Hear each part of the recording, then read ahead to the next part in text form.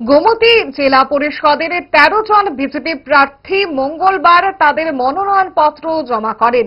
ভারতীয় জনতা পার্টির প্রার্থীদের বিপুল ভোটে জয়ী করার আহ্বান জানিয়ে এদিন একটি মিছিল সংঘটিত হয় উদয়পুর শহরে। মিছিলের অগ্রভাগে ছিলেন রাজ্যের অর্থমন্ত্রী প্রণজিৎ সিংহ রায়, বিধায়ক রামপদ জমাতিয়া, বিধায়ক অভিষেক দেবরায় সহ অন্যান্যরা।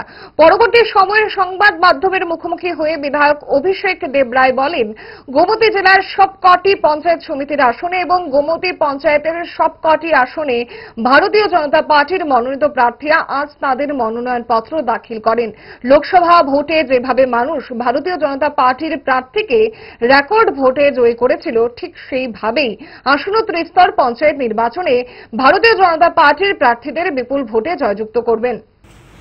যে আসন আছে সেটাতে এখনই আমরা যাচ্ছি।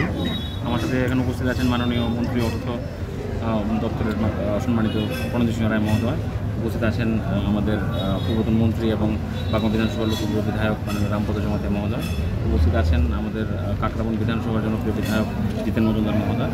তৎসঙ্গে সংগঠনের সমস্ত মণ্ডল সভাপতি থেকে শুরু করে সমস্ত কার্যকর্তা যারা ক্যান্ডিডেট হয়েছেন, আপনারা দেখবেন আমার পেছনেই যারা আছেন তারা সকলেই আমাদের প্রার্থী। এখন আমরা ডিএম অফিসের উদ্দেশ্যে যাব এবং আমাদের প্রতিটি ব্লকের মনোনয়ন আজকে দেওয়া হবে পঞ্চায়েতের জন্য, পঞ্চায়েত সমিতির জন্য। এবং আমাদের প্রতিটি ব্লকে অনেক জায়গায় বিরোধীদের দেওয়া তারা জমা দিয়েছে, নির্বাচন হবে।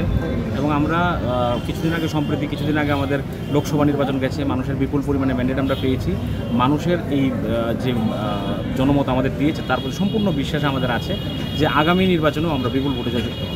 গ্যাস, অম্বল, গলা বুক জ্বালা ও পেটের অন্যান্য সমস্যার থেকে সুরক্ষিত থাকতে ব্যবহার করুন গ্যাসনল। অরিও ফার্মা, 5 দশক ধরে মানুষের ভরসা।